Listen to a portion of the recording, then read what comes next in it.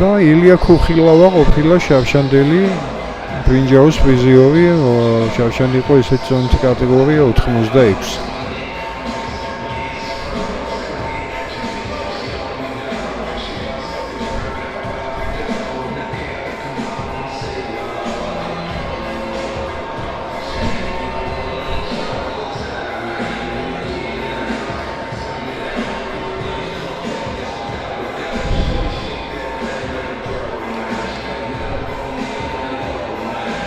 ამ მომენტისთვის რომ ქალაქი გამოდიოდა კაცების ფინალებში 6 აქვს უკვე მოპოვებული ჩემპიონობა 4 ოქრო თბილისს 1 ფოთს 1 ბათუმს 1 ქუთაისს გარდაბანსა და ჭიათურას გორელებს არ აქვს ჯერჯერობით ოქრო და ვარიანმა დაასრულა 1 ვერცხლის მედლით გორელებს ყავთ კიდევ 1 ფინალისტი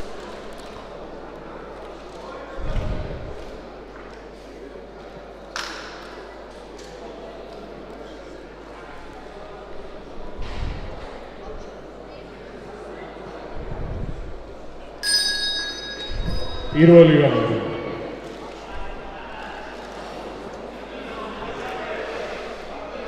პირველი რაუნდი. ორივეს ესეთი კლასიკური, მემარჯვენე დგომი აქვს. კომპლექცია დაახლოებით ერთნაირი აქვს ორივეს. ცოტათი მაღალია ქუხილავა.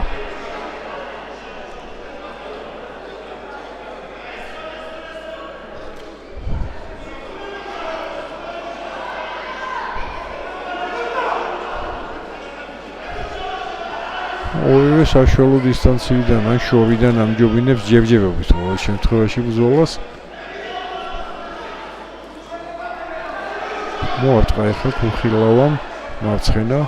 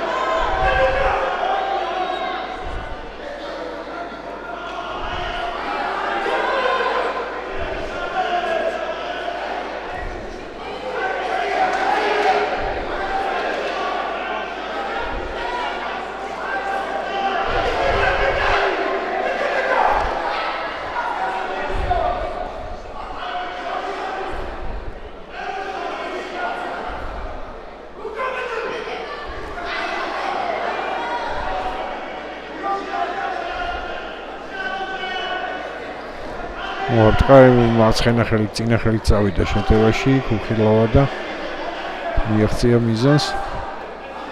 შემდეგ არც თუ ისე ძლიერი, მაგრამ მარჯვენა ხუგი ჰქონდა.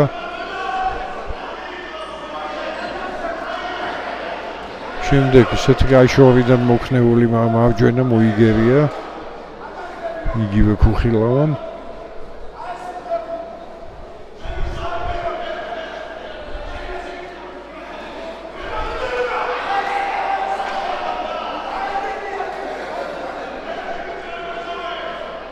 და რაუნდის მიიწვება მარცხენა პირდაპირ ჰქონდა ეხლა ლუკა კილაძეს.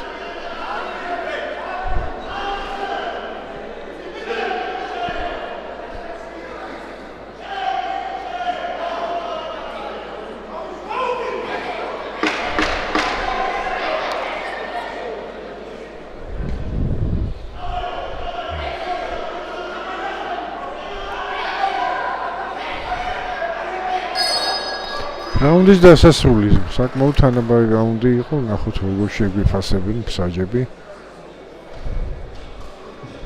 კილაძემ მოიგო 5-ვე მსაჯს. მსაჯებს რაც შეეხება მთელი ტურნირის განმავლობაში მე არ მახსენდება, რომ მათ ესეთ საეჭვო გადაწყვეტილება მიიღოთ. მსაჯობა იყო აბსოლუტურად ობიექტური.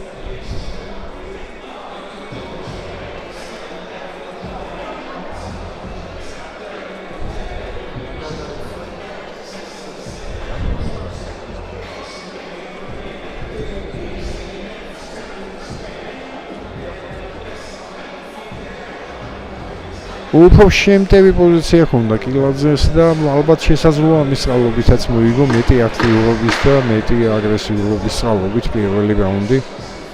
ცით სუფთა დარტყმები აქ ბევრი არ ყოფილა მაინც და მაინც. მეორე რაუნდი.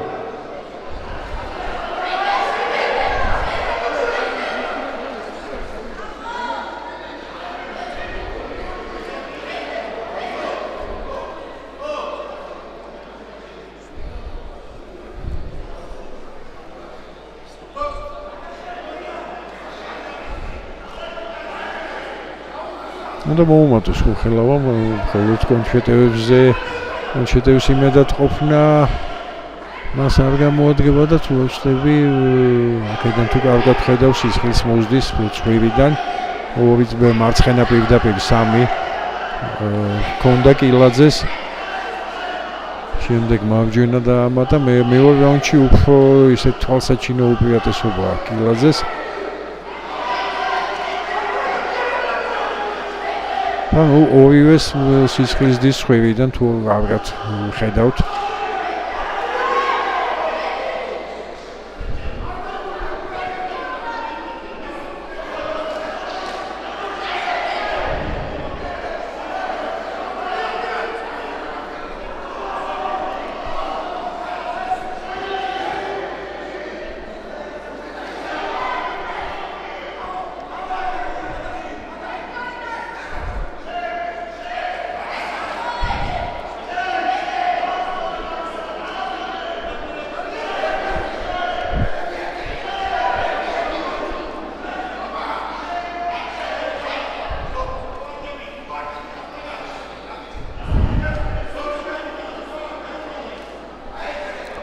მარცხენა ხუგი მიაწვინა მეტოქეს კილაძემ მარცხენა ჯები უკაცრავად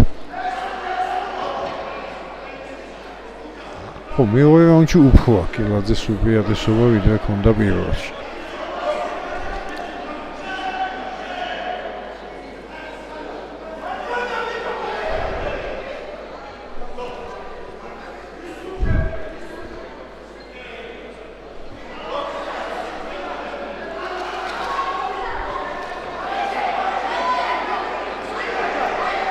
აი ხალ კარგი ისეთი მძლავრი მარჯვენა ისევ კილაძემ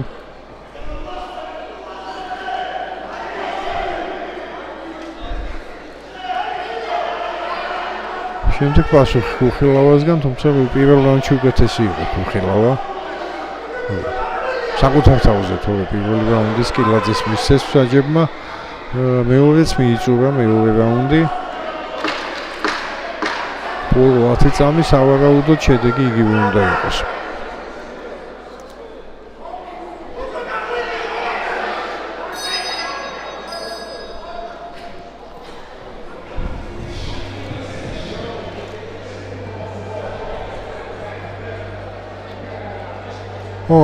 თითქმის იგივეა ერთმა მსაჯმა მისცა რაუნდი. ხუხილავას შესაბამისად 4 საჯთან 28-ია კილაძეს და 1 საჯთან არის ფრე.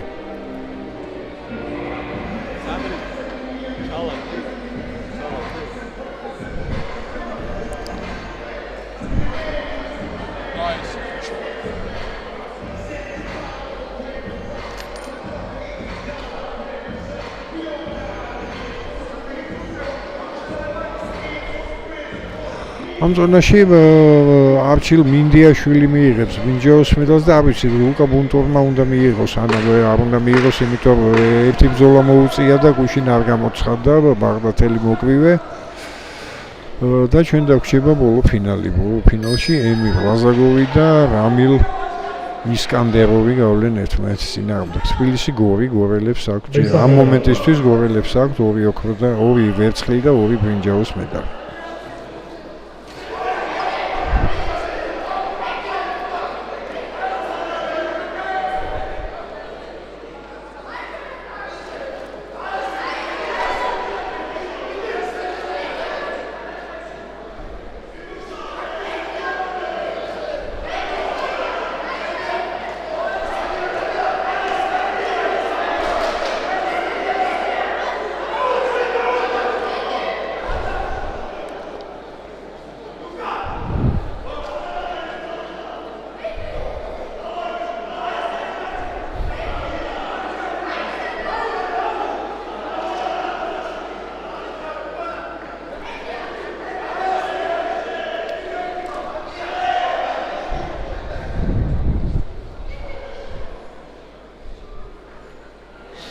ხო, აი ამას უნდა უთხრიდეს ახლა კილაძეს ის ღიმოსდის ხვივიდან, ამას გამოუშვებს ექიმი, მაგრამ სიფრთხილე უნდა გამოიჩინოს, იმიტომ რომ ორი რაუნდში მოპოვებული უპირატესობა შეიძლება კრივში გვერდზე დაგჩეს თუ ბრძოლა ვერ გააგრძელებს.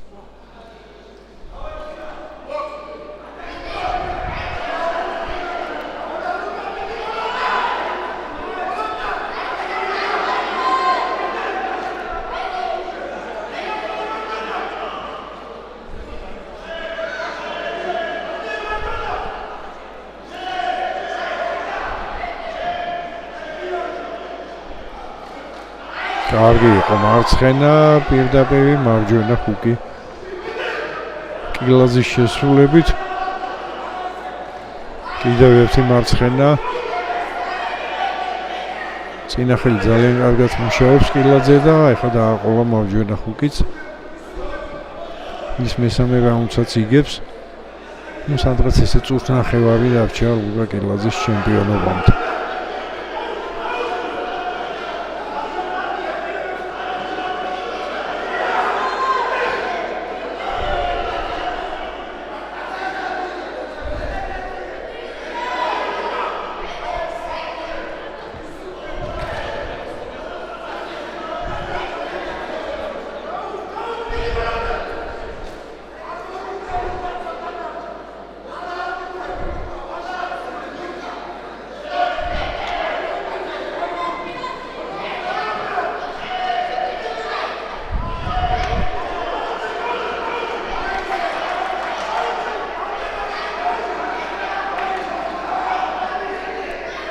ბოლო შეტევებია უკვე ცხადია რომ ლუკა კილაძე ხდება საქართველოს ჩემპიონი 90 კილოგრამამდე წონით კატეგორიაში ახალგაზრდებში ბოლო 10 წამი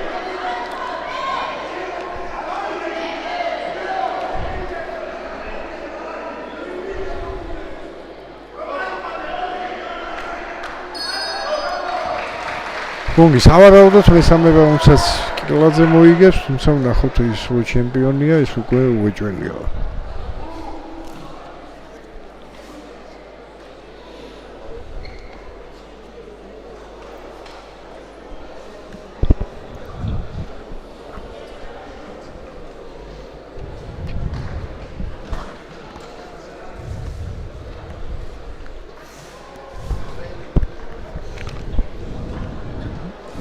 გადავდივართ ტურნირის დასკვნით ბრძოლაზე.